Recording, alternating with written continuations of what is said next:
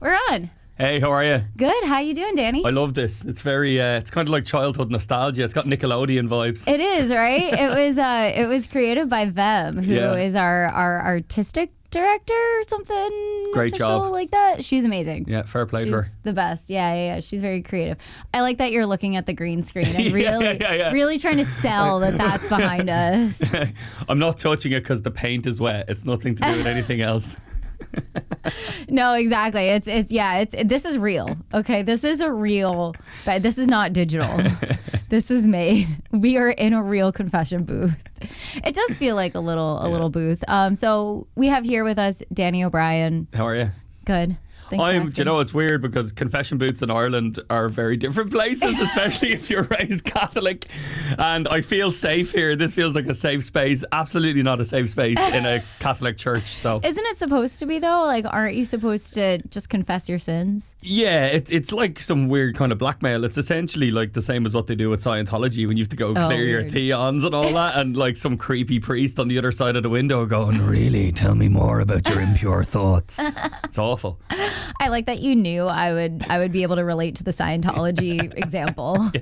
You're like, this Jewish girl knows nothing about Catholicism, but Scientology. No, I mean, that's true. It's I mean, honestly, it's funny because when we came up with the name, like me and John, the owner, came up with the name. And I didn't think of it religiously at all. Like, I was just like, comedy confession booth. Like, we're confessing. And then I think I had Kyla Cobbler in here early on. And she was like, oh, it's so religious. It's like I'm going to the priest. Yeah. And I was like... There's an amazing hostel in Ireland, in the really wild west of Ireland, in a place called Connemara. So it's so far west. That's like next stop is the States, basically. It's like right out there. And it's in a place called Letterfrack. And the owner runs this hostel by himself. And he's an absolute lunatic. He doesn't have any staff. He just has like randomers work there for like board and food, you know. But out the back, my friend had a birthday there years ago, and out the back he has 2 confession booths that he got from a church that was obviously closing, and people were in there smoking joints. I was gonna say, do people fuck in there? Like, 100%. Like they were, and I was like, this is unbelievable. I want to go there. Yeah, you should check it out. I'll send you a drop pin. That would be amazing. That would be so much fun to just like tour around Ireland and go to like dressed as a priest and a nun. Really go for it, like just full on, just be in the booth, be like, and tell me your sins, child. So since we're in the booth, what are your sins? Jesus, where do I start? How long have we got? About an hour. I've been very good this year, I have to say. Yeah? I did 100 days of no alcohol. Wow. Which is nearly like 1,000 days in Ireland. Yeah. It's kind of like dog years in Ireland. You get what I mean? Yeah. So I was in Canada and Newfoundland, which I thought Irish people were insane. And then I went to Newfoundland to do shows. And Newfoundland is like the wild west of the wild west of Ireland. Do you get what I mean? So like all these immigrants were like... Well, yeah, because Newfoundland's like, it's like up there. It's like kind of like... It's the highest... I went to the highest northeasterly point of North America. I went there, I drove to a lighthouse. That's insane. But their accent is like... They sound like Kerry and Cork fishermen from the 1930s. No way. They're like, my mate is in a band called Rum Ragged and he's the lead singer. He's 10 years younger than me. And I was out drinking with him and everyone thought he was my uncle. Oh my God. That is so weird. That's like... They're great, man. They're like long lost Irish cousins. The gigs were brilliant. Even their music, their traditional music sounds exactly like ours. And if you go really into the depths of Newfoundland, no one would even know you're not in Ireland. No one. Whoa. I had no idea. Me neither. I gotta get to Newfoundland. 100%. That's crazy. It's probably because they're both like kind of Viking culture, right? So basically all the Irish immigrants were leaving Ireland during the famine and they were trying to go to America, but the first stop that they landed at was Newfoundland, and loads of them just said, let's just settle here. And that's what happened. Like, that makes sense. Yeah. Oh, wow. Yeah, because there's a lot of Irish people like where I grew up. Because I grew up near New York City. So I know. So you in Queens or where? I grew up in Westchester, so like outside of New York City. Yeah, we're everywhere. Yeah. But it's like, I think like the East Coast cities, like it's very different. It's a very different vibe than like West Coast America. Oh yeah, they're different. Like America's a continent. Do you know what I mean? Like, you know, like LA and New York are night and day. They're so different. I've done gigs in both, and New York for me was just much I love the style of the comics there. It's so much better. Like LA comedy is shit. Like, yeah, I didn't love it, but it's not the best. It's so competitive in New York. I found that if you don't have like an immaculately tight five, like as in you can't get a piece of paper between those jokes. Like it has to be bam, bam, bam, bam, and that's what I love. But I hate this kind of meandering. So I'm single, guys. You know, and it goes on for like an hour, and you're like, man, just get to the material. Say something. Yeah, that's so LA. Yeah, isn't it? I've only like been to LA once since I started comedy, and I think I did one gig. Or I was going to do a gig, and then I was like, oh, this is like really far and whatever. Yeah. Like I had to like Uber. And I did a gig on St. Patrick's Day in a comedy club in Burbank. And I was like, it's St. Patrick's Day. I'm the only Irish comedian on the bill. Actually, that's a lie. There's another guy called Frank Cronin on with me. Nice. And it was horrendous. It was one of the worst gigs I've ever done. It was just like the worst drunken Saturday night show you could do. There was like I think I was also in LA on St. Patrick's Day, actually. Yeah. What? No way. Yeah. Pre-COVID, was it 2018 or 19 maybe? I think that's when I was there. No way. No, were you on the way to Flappers and you said not tonight? Yeah, it's very possible. I went with my friend. Oh my God, it was sometime. It was like 2017 or 18. Yeah. Yeah. Yeah. Same Crazy. vibe. Oh my God. Mad, Yeah. Yeah. It was like LA, not the best place to celebrate St. Patrick's Day, in my opinion. Or in general, actually saying that a bit further down south, my friend owns a comedy club in Escondido. Ooh. I met him in Dublin at a comedy club in Dublin on his 40th, and I think he's like 54 now. And we just stayed mates on Facebook, and now I've been over to see him a couple of times, and I stay in his house with him in Carlsbad, and like literally I was standing at the back of the comedy club. This is how small Dublin is, by the way, and how ridiculous. And I'm sure this happens in Barcelona as well. His name is Adam Wasserman, right? And he comes up to me, and he's a big dude, he's a big bro. I don't really have any friends like that, so it's kind of weird that I'm friends with. Like, I didn't play American football growing up, you know? Guy, but he's a legend, I love him. And he just comes up, he's like, hey man, great show, I do comedy in California. And then he just left, right, with his wife.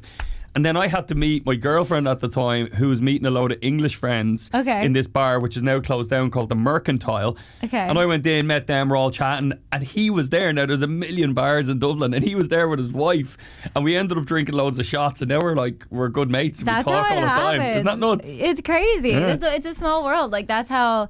Yeah, Barcelona's like that. I feel like Dublin though is like more like, I don't know, because I love Dublin. Yeah, it's a good time. Like, listen, Dublin gets a bad rap with how expensive it is, and we're obsessed with complaining about how fucking expensive it is. Like, it's all we do. Oh my God, it's just, whenever I go on a walking tour in Dublin, they just like talk about the prices of rent, and I'm like, I'm gonna be honest, I'm from New York. Like prices of rent to me are.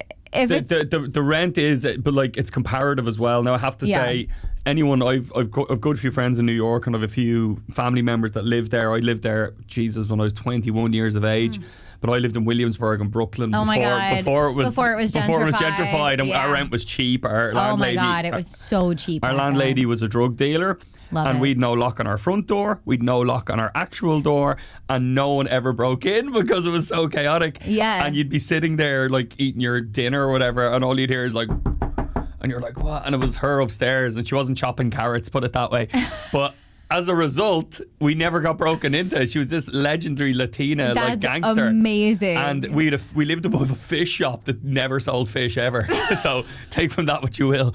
But that was a complete drug front. Yeah, and just a random like group of Irish lads and a New Zealand chef all living in the middle. Wait, do you remember what your subway stop was? I used to get the L line. Yeah. Is that right? Yeah, the L, like, because I lived off Morgan Ave, which was... I can't remember. I used to get the L train every day to work, and I was working in a nightclub, and it was between Avenue 10th and 11th. It was in Chelsea. Down the meatpacking kind of district down there, Wow. But I bet you made mad money working there. I only worked 2 nights a week. It was insane. You were good. Yeah, New York is like, because when I bartended in New York, it's bananas. It's like, you can make so much, and working in a nightclub, you could clear 800 a night. I have never told anyone this, but I used to work gay night, right? Yes. And I used to have these GAA shorts. Gay for pay. So I literally was GAA for pay. So like, I would wear these like hot pant kind of Paul Mescal-esque like GAA shorts.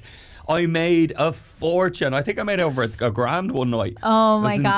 God. Yeah. And that was like what, 15 years ago? Oh, more. Yeah. 20. Yeah, nearly. Yeah. Yeah, that's insane. Yeah, because there's a gay sports club in New York called Boxers. Yeah. And the bartenders, they are shirtless, and then there's like pull-up bars behind the bar. So every so often they, like, if someone orders like a specific shot or something, they just have to do pull-ups.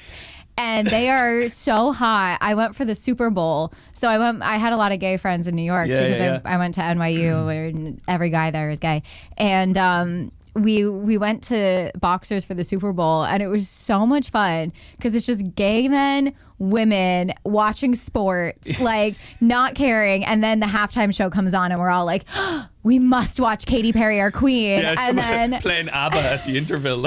Legitimately, it's like we didn't like the times we were talking was when the football was happening. Yeah. And then like the commercials we were like, oh, let's watch, it's comedy. And then I made out with one of the bartenders because well done. None of them were straight, were actually gay. They were just really hot straight guys. I'll tell you something very funny, and this might be inspiring to anyone who's listening. There's a bartender, he's actually moved countries now, but I'll just use his first name, right? Yeah. And he used to work in the bar directly across the road from my comedy venue. So I have a comedy club that I ran with my business partner, Colin, for this our 13th year of the Comedy Crunch. Right? We've been over a decade in the venue that we're in now. Amazing. So it's called the Stag's Head, and directly across the street is called the Dame Tavern, which is one of my favourite pubs in Dublin. Anyone who goes to Dublin, go to the Dame Tavern. Okay. It's not like a temple bar. It's a proper old school pub. It's always got amazing live music. It's amazing. The best. And the bartender there was called Robbie, and I'm sure this happened to you. Were you in Barcelona for the lockdown during COVID? No, I wanted to be. Yeah. My plan was to move here in June 2020. Right. So I ended up moving here in October 2021. Because it was kind of grim here. My friend owns a bar literally around the corner, and it was really strict, and especially in a hot country with small rooms, like that's, it's very difficult for a lot of people. So for a lot of people working in hospitality, which I'd include myself in that, like comedy is in hospitality. It is. So I hadn't seen a lot of the staff. A lot of them moved on or they went travelling, but I saw this barman. I hadn't seen him properly in maybe like a year and a half, 2 years. I'm like, oh, hey, Robbie, good to see you. Because he used to work in the bar that our club was in. He's a really nice dude. He's always really good to chat to. I was like, how was COVID? And he's like, yeah, really good. And I was like, really? And he goes, I made 20 grand on OnlyFans. Right? And he was like, totally straight. And I was like, what? And he goes, like, I wouldn't even think this guy, like, barely would use a smartphone. You know, he's not that kind of dude. He's only young, like, early 20s. And I was like, how did that happen? And he said he started doing like pull-ups and stuff on Instagram, right, for like fitness. Now this is Ireland, it's not New York, you know what I mean? Yeah, like and like dude started messaging him, and then he's like, so I took my flute out. Now flute means penis in Ireland, and he goes, my God. it's not like gonna break into trad, like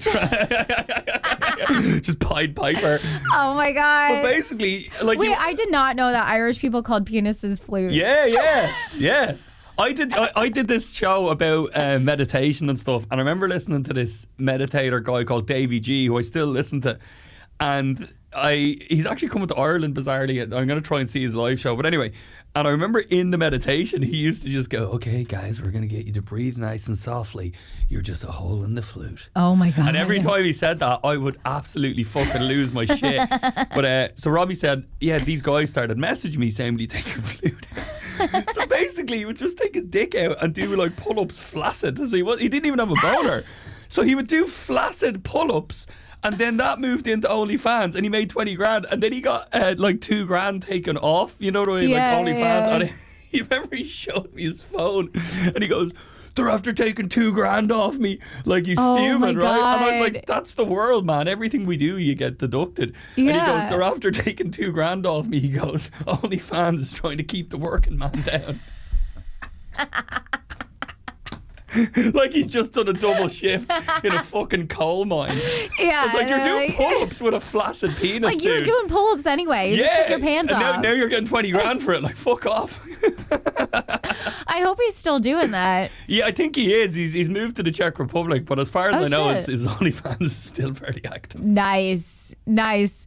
I wish I met more men with OnlyFans. I only meet women with OnlyFans. I only know one, to be honest with you. Right, just him. I don't have a harem of God male damn friends. it! I was gonna come to you. I was like, give me your OnlyFans friends. I'll get you his link, no problem. Oh yeah, no, I would love that. I did follow one guy on OnlyFans. Really? Once. Yeah, if he was on Survivor. Do you know what Survivor is? Yeah. It's one of my favorite TV shows. I'm big into of all those. time. Really? Yeah, I love the other one. Oh God, what's it called? Alone? Yeah, Alone, Yeah. when they put them on the island. Yeah. I love the first couple of seasons of that. I absolutely loved it. Like, I've heard that it's good. I'm like, for me, it's like not just the survival part. It's like the social strategy. oh yeah, of the it's like game. Big Brother. Yeah, like, it's no different. literally Big Brother on an island. There's an amazing episode. I can't remember, but I think it might be season 2 of Alone, episode 1. It's Okay. definitely the first episode of one of the seasons. I'm pretty sure it's the second season. And there's this dude who'd been in the military and stuff. And this is why I found this so unbelievable. If it was the first season, you've nothing to base it on. Right. So you can't really know what's going to happen. But if you've seen a season of something, Yep. you absolutely know what you're getting yourself in for. You Yep. have a fair idea. And he's like, yeah, I want to do this for my family. And he was in the military, right? He didn't even last a full day. No. It's the most embarrassing shit I've ever That's seen in my so life. embarrassing. It's hilarious, right? So they all get brought out by speedboats and Right. stuff. And they have an emergency satellite phone. And like some Okay. people break their leg. They go insane from like starvation. They get attacked by bears. Like when they tap out, it's Yeah. like they're all emaciated and fucked up like Apocalypse Now. Yeah. This guy goes into the woods and he was in the military and he goes in and he's like, and he's like, and it's just during the day and he's freaking out, right? And then I swear to God, he calls the satellite phone. And he's sitting on a rock and it's not even 5 p.m. the Oh my same day. God. And the speedboat's coming back and he goes, well, I guess I'm tapping out then, right?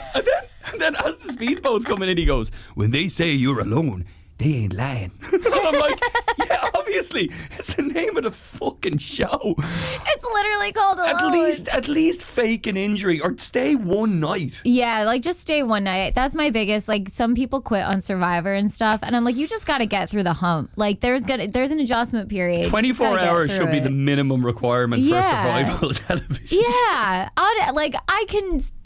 I grew up in the suburbs of New York City, and I can survive one night in the woods. Like if I could do it, anyone can. You know, that's wild though. That's so funny to me. I like the idea of like just like a guy in the woods. Like I mean, okay. So here's the thing. I bet being in the military, maybe he had some PTSD. Like he was hearing sounds and was like.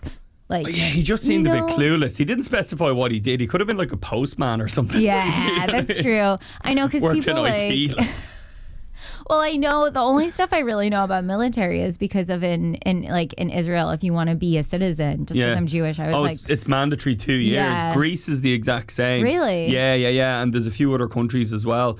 It's not a bad idea. You'd never get like No. Irish people doing that. Like, oh God, no. Not but a like, chance. what are you fighting against? Like, literally, every time I've gone to Dublin, the one thing I learned is alcoholism, the cost of living, increasing rents. That's what we're fighting against. you're fighting society. Oh my God, you're fighting the demons of our hearts. The cost of living is the new English. Because that's starving us as well. It's the same thing. It's true. It's the new conquerors. Yeah. But my biggest fact that I remember about Dublin is that like people like conquerors would show up to the island and then they stepped foot and they were like, oh, it's really rainy and cold. Let's just leave. Yeah, and then yeah. they just left. Well, that's why Newfoundland blossomed so much, because it's the rainiest and coldest part of one of the coldest parts of North America.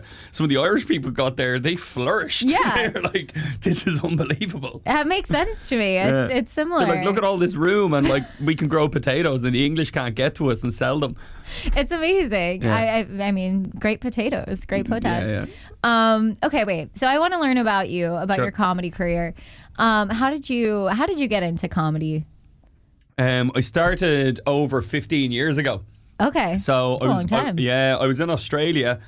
I left Ireland when we were going through the good times. It was known in Ireland as the Celtic Tiger, which is when we had this insane economic boom, and it was the very same in the United States. People were getting 100% mortgages. Like there was people earning say 30 grand a year were buying apartments for 400 grand a year. Is this pre or post 2008? Just before 2008. Okay, So kind of 2005 to about 2007 was Cool. like the peak. And people were just losing their mind. I was working in a bar and stuff like that. And I wanted to go travelling, so I went to New Zealand initially. Wait, can I ask you a question? Yes. Do all Irish people work in a bar at some point? I think so, yeah. It's kind of mandatory. You make your communion, confirmation, work in a bar. That's your military duty, is working in a bar. Yeah. And do you know what? I would put any Irish barman up against any military because the amount of fights and shit you have to deal with it's way more violent. You got to learn how to do like negotiating so you don't get chairs and pint glasses thrown at you. I got someone who came at me with a golf club once in a bar, and I had to wrestle this like 67-year-old on the ground. I was like, and I'm like 19 wrestling like a pensioner with a golf club. Oh man, it was insane. Another time, I remember this guy, we used to keep the cash for the food in the glass because the owner, like, that was his like pocket money or whatever. Yeah. You know what I mean? And this lunatic came in who'd had like over 100 convictions, tried to grab the glass. Me and this guy called Glenn, who was a barman, he was a big dude. He grabs the guy, right, and like takes him out. The guy like kicks the door and breaks the window on the way out, like the door window. Crazy. Then we threw him out. Then he picks up a cinder block off the street, throws it through the window of the pub. And me and another guy called Oscar, who was a Spanish dude actually, Spanish Oscar, me and Glenn had to hold this dude on the ground while he's spitting at us saying, I have HIV. Yeah. And I was holding him on. I was like 16, 17 maybe. Oh my God. You must have been freaking out. Yeah, and I'm like, you're like, not the face. I know how women feel. Like, yeah, stop spitting in my face, man. Stop spitting HIV blood in my face, oh my please. God. Yeah, it was wild. But anyway, I worked in hospitality, saved up a lot of money. And I went to New Zealand initially, then I moved to Australia. So I was travelling for about 3 years between New Zealand, Australia and Asia. Mm-hmm. Then my visa finished up in Australia after 2.5 years. I got a bit of an extension because I did like farm work and stuff like that. Cool. And I got back to Ireland, and when I left, Ireland was in this economic boom. And about 2 weeks after I got back, I remember driving my mother's Hyundai Getz. Don't even think I was insured now that I think about it. But I was driving her car, and on the radio it said, Ireland has officially entered the highest unemployment rate and the biggest economic recession in the history of the Irish state. Unemployment went up to 14%. Whoa. People were given keys back to apartments. Businesses were going to the liquidators. It was horrendous. Yeah. And that's 2008. Yeah, 2008. And I was like, oh man, I'm like, do I leave? Like, I was working and making really good money in Australia. And then I hated what I was doing. I was just working at a bar. I've always worked, in fairness. I've always been kind of lucky. I've had 2-3 jobs. Yeah. And I think you have to be honest, in this world to survive. Oh, yeah. I'm the same way. I've always done like multiple things. Because none of us know what's around the corner. And especially in comedy, like, you know, it's really important to do. I do podcasts. I do voiceover. I do workshops. I work in prisons. I run a comedy club. I own an events company. You have to do it all because... Yeah. The clubs don't pay it all. You know, you're not going to pay. Nothing pays enough all exactly. You just have to like combine everything. Even like I just did a tour from August and it's just finishing up now in April. Amazing. But that's taken me like 10 years to get to that level. Do you get what I mean? Yeah. But anyway, I came back and my mum was like, you're not happy, you need to do something that you want to do. And I was going to move to London and work in construction, and I didn't really like it, but the money was really good for driving machines and stuff. And I was like, oh fuck it, I'll just do it, and you know, whatever. Yeah. My mum found this comedy writing workshop. Cool. Now, I'd been to about 2 comedy gigs in my entire life. Like, I grew up in the country. Like, there was no... Really? Where did you grow up? Glendalough, which is like an hour away from Dublin. Okay. So it's like the mountains. It's beautiful, but like there's no outlet for any kind of creative. I did plays in school. I loved that kind of thing. I loved having a laugh. But anyway, I signed up for this course, and I think it was 6 weeks in this pub called Doyle's Pub, which is, you would have walked past it in Dublin. So they hold the Ruby Sessions, which is a really iconic music night, like Ed Sheeran, Hosier, everyone's played there. Yeah. And you did this 6 weeks. Every Monday night we'd meet up for 6 weeks, and there was random people there. One guy was a doctor. Another guy worked for like a gambling company. I love that. Total random mishmash. That's like my favorite thing about like comedy and improv classes. Yeah. Like you always, because I did a couple improv classes in the city, and I still am in touch with some of the people, but they were some of the most random people. I was groomsman. I was groomsman at one of the dudes' weddings that I met at that course. No, like, it's mad. It's crazy. You really you because you grow together, you learn together. And it's totally like, and you had an option at the end of this workshop kind of course to do a 7-minute stand-up set. Nice. And I was like, I want to do it. Like, and I was it was the most nervous I think I've ever been. I remember pacing around my room with like a TV remote. Do you know what I mean? Because that's all I had. I didn't have a microphone. And I remember walking around my little flat and just saying my set over and over and over and over. And it took me like 2 days. And I could talk to anyone because I worked in bars, and I could chat to anyone about anything for any length of time. But it's a different buzz doing that to standing up on stage and speaking, especially for the first time. And I was having panic attacks and everything. Like, I was like, I remember being outside the venue just going like brown paper bag, going, I don't know if I'm going to be able to do this. And then the set went great. Now, there's not enough money in the world you could pay me to watch that set back. I have it on DVD. That's how long ago it was. Oh my God.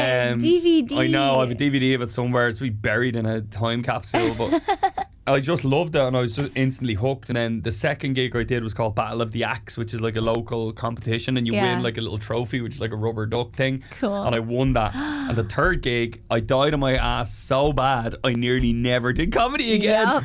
And you gotta have one of those early on. Oh, you need it. And listen, it comedy never ends. Like, you know what I mean? Yeah. You never can stop getting better. There's no completion of it. It's just a constant progressional piece. And I've made it my job. I've made it my life. I've made it my profession because I love it. So like, if you want to be in it, you've got to be all in it. Yeah. Do you get what I mean? Like, but again, like, some people want to do it part-time and have a full-time job, but if you want it to be your full-time job and your full-time income, you have to hustle and work and diversify and do podcasts and do live shows and do festivals and do you name it, clubs, everything. Right. Yeah, you can't be. I remember a lot of comics who used to go, oh, this club, they're not my audience. And I'm like, everyone's your audience. Yeah, you gotta make them your audience. It could be 30 like dudes from a building site. I've done them for law societies. I've done them in maximum security prisons. You name the demographic, I've done it. So you have to be good enough to be able to make all those people laugh, or at least not hate you. At least not hate you. Like, because I went to London and did one of the blackout shows, which I hate. I hate the Comedy in the Dark. Shows. Yeah. I hate like blackout gong shows. It's just like, I'm a very competitive person, and it just makes me feel bad about myself, like, no matter what. And so it was my first time doing one, and I was just like, and I'm a musical comedian, right? So the format doesn't lend itself well to like a blackout. You've literally got to go bang bang with your first two jokes and then get into it like it's instant. Yeah, exactly. And so they give you 2 minutes to get into it. But the guy introduced me, like, before he introduced me, 3 people passed, right? So they were already like, oh, this audience. Was this in the Comedy Store? No, it was up the creek. Right, yeah. And so 3 people passed. So after that happened, they were like, okay, we need to stop passing people. And so let's, get the visiting comedian on stage, not pass it, right? I don't know, whatever. So he was like, are you guys happy with who has the paddles? And the audience was like, no, give it back to Clarence. And so they pass it from the one girl in the audience to this giant dude who's like, gonna hate me. And like, I just know it. Oh shit. And I knew I was like, oh my God, are you fucking kidding me, right? And then the audience is chanting Clarence. And the host is just like, okay, so let's hear it for your next comedian, Jamie Lerner. And I'm like, hi. I have no idea what the fuck just happened, right? And so then I totally bomb. It's bad, right? Yeah. And this is recent, and I've been doing comedy a while. I'm like, I don't want to do bad, but I walked away being like, and so I obviously didn't pass, which I was like mad about, and I walked away just being like, they want hacky jokes about the tube in London, so I'm gonna just write some fucking hacky London jokes for the next time I come back. Listen, like, it's not like you learn nothing from the good gigs. You learn nothing from them. You don't get any better. It just, if anything, weirdly, a really good room that's really hot, like, as in, like, the crowd are up for it, it's a brilliant host on, that's bang bang bang, you can kind of do no wrong. That can be very bad, like, for comics if they don't do other stuff, and you need that humility of having a tough gig. And like, I've probably one difficult gig a week. It's just the way it goes. You know what I mean? But it keeps you on track, and I think it's a great way to test a new material. Because if you have a tough room and you get a bit of a laugh, it's a great way of knowing that material has something in it. Mm-hmm. Whereas if you go on and you do it and the room laughs at absolutely anything, like they're clapping at setups, you're like, yeah, I'm a legend, everything I say is amazing, and it's not. Like, it's not. Yeah, you feel great, but you're also like, they were gonna laugh at whoever went on It's stage. like the comedy equivalent of like cocaine confidence. Yeah. Oh my God, love some cocaine confidence. Speaking of like, writing what's your do you have a writing process? I do. Every time I write a new hour, I start with the music. Ooh. So I pick what's my pre-intro or intro track going to be. Okay. And I think interesting, because I think what way is it going to get people's head into what's the show about? Like, last year's show, the one I've just finished now, is called Sweet Child O'Brien. So it's all about being born in the 80s, growing up in the 80s, 90s. Can I guess the intro track? Yeah, that's the intro track is more just the sting. And then the pre-intro track, which I think is more important because that's the one when I get them to black out the room and blast it. It's the theme tune from Pachinko. So it's a song. It's a remake of the song called "Let's Live for Today" by the Grassroots. Okay. And I think the guy from the American Office. The American Office is in the Grassroots. Yeah. So I interviewed him yesterday. No, what? Yesterday. Fuck off. Remember when I was like up here and I was like, well, I have to jump into the studio. I was interviewing Creed. You're joking. Yeah. That's mental because something come up and I'm like, no way. But yeah, I use that and it's that's crazy. Oh man, I wish you told me that yesterday. I would have told him. You would have loved it. You'll hear it on Friday because I'm going to play it before the show on Friday. Yeah. And it's just such an energizing song. And then I always go, right, what's the intro going to be? What's the outro? And then I kind of write the show around it. So last year was all about childhood nostalgia. I was in New Zealand for doing shows for 7 weeks. New Zealand featured massively in that. My mate was dying of cancer in New Zealand, which I didn't plan. Sorry. He's all right now, so he's actually come out of it. Yeah. He got what we call a prostate cancer a few years ago. Didn't tell any of us. Then he got get your prostate checked. Yeah. Then he got fibromyalgia, and he's been really ill with that. And then he got esophageal cancer. Oh my God. But I lived with him in New York when I was 21. Remember, it says a random Kiwi. That was the dude. So I went to see him every day for 3 weeks, the whole time I was in Auckland. So every day I'd see him during the day or every other day, and we would chat, and it was just mad. And it became like the most important part of the show. Yeah. Because I bought one of his art pieces. I don't want to say it in case anyone goes to the show on Friday, but you'll see why it's so relevant at the show. And then that's how I wrote that one. And then this show that I'm writing now for the Edinburgh Fringe in August is called Kilimanjaro. So I've done 2 bungee jumps. Nice. One in the Northern Hemisphere in Scotland off a bridge in the freezing snow with the worst hangover I've ever had. So after I did the 100 days of sobriety, I ended up getting absolutely annihilated with loads of comedians in Edinburgh. And then I had to do a bungee jump the next day, and it was a snowstorm.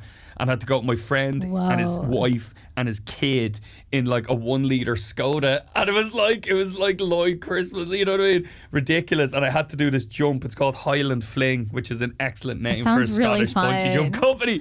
But if you want to do one with your Edinburgh Fringe, I'm going to drive up. So if you want to do it, we can do it. Let's go. Yeah. I've always wanted to bungee jump. I can't recommend it enough because I did one in New Zealand off the Auckland Bridge. Yeah. And I remember because I was drinking and eating loads of crap in New Zealand, and I put on like 5 kilos in New Zealand in 7 weeks. Stop. And then when I came back, I was like, right, enough of this fat boy. So I went this I had to train and just fucking train it off. But I remember doing the bungee jump, and they wrote my weight on my hand. Oh God. And I swear to God, there's nothing. I was like, what? Surely there's been some mistake. Oh my God. I wasn't even thinking about the bungee. I was like, how the fuck have I put on 5 kilos? That's insane. And I was like, oh my God, this is gonna snap. Were you like flapping in the wind? Yeah. It's my bingo wings, like flapping like a flying squirrel. But anyway, I lost it. I knocked it off in about 3 weeks. Oh my God, I hate men. But anyway, I did that, and then I did one in Edinburgh. That was another one. Yeah. And then I'm climbing Kilimanjaro in July, and then I climbed Mount Tida, which is in Tenerife, which is the highest volcano in Spain. Highest mountain in Spain as well. Volcanoes scare me. I'm really terrified of them. It's been dormant for ages. Do not go to Guatemala then if you're scared of volcanoes. I used to, as a kid, I was like, I'm never going to Hawaii. Like like all kids are like, I want to go to Hawaii, go to the beach, hula dancing, and I'm like, no, there's volcanoes. Yeah, I climbed Acatenango with some Irish friends in Guatemala, and Fuego is the big one opposite Acatenango. Okay. And it just constantly erupts. So, like, as you're walking, it's just underneath you trembling. And when you're lying in your tent at at night. Like at night, it's spectacular, but it's literally, it's erupting in front of you constantly, but it's wild. Crazy. So the new, I'm doing Kilimanjaro in July. That's going to be so cool. I'm trying to hike in as many kind of random different places as I can, see as many different things as I can, and hopefully the actual trip to Tanzania for 10 days, I'm going to do some stand-up over there. Wow. It's going to hopefully form the show. But you know what I mean? Yeah. For me, I have to just go do stuff. Like I did a show years ago where I did 3 different prison shows in Ireland. Wow. And it was called Lock-In. And nice. So every year, just try and do something totally different and not just be generic. I like that. That's why I'm growing this beard for this fucking new show poster. But like, I don't want to be one of those comics who's like the Zoolander character. Yeah. Where it's the same face, just with a different background. Do you know what I mean? Oh, here, 2018, 2019. Oh my God. You want to try you want to be something a bit different every year, I suppose. Yeah, for sure. That makes sense. And I like that you are just like having experiences. Like you're like, my writing process is living. Yeah. Which is amazing. Top 10 reasons to stay alive. Yeah. That's the next show. It's just like how I've not killed myself. That would actually 10 reasons to stay alive would actually that's be a great title. Yeah. I've got this weird Rain Man thing with other people's show titles, and I really struggle with my own. Like, but if you said to me, I've got a show idea and I've seen you do a set, I can easily tell you what would work, you know? I love that. Yeah. Oh, damn. Okay, you got to watch me do a set then. Yeah, I don't know if you will while you're here, but except for last night, I guess, which was I'm calling my show Fuck Tomorrow. Yeah. Which it's good. Yeah, it's gonna have like an Annie, you know, Annie the musical. Yeah. It has an Annie the musical reference. So I took like my photos. I'm wearing like the Annie wig, but like over my hair, and then like a kid size Annie dress. That'll fly in Scotland. Like she was like, she was like Shirley Bassey and like the Scottish people, like the little ginger version. Thank God. Okay, good. And then I have like makeup like streaming down my face, and it's just like, I don't know. It's the idea of like growing out of something. That'll fly at the Fringe. Yeah, it felt fringy. I was like, this is fringy. One of the maddest shows I've ever seen at the festival. This is why I love Edinburgh, because you just don't get to see it anywhere else. It was by a guy called Rob Kemp, and he did a show at midnight in Monkey Barrel. Oh, I love Monkey Barrel. Hard time, right? Yeah. Midnight is like anything. It's a hard time, but then like last year you have Julia Masley doing ha ha ha ha at like 2 a.m. But he'd never been up there, like you know, he'd never gigged up there. Yeah. He'd never done a run, and he did the whole of the the Evil Dead movies. Mm-hmm. So I think it was the Evil Dead 2. He did the whole movie with like a really like rough backdrop, like it was just bed sheets hung. Crazy. You know what I mean? Like the projector was all. It wasn't like. It was very rough and ready.